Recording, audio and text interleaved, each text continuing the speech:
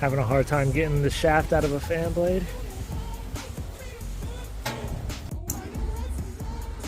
Saws the blade off. I use the motor as a spacer.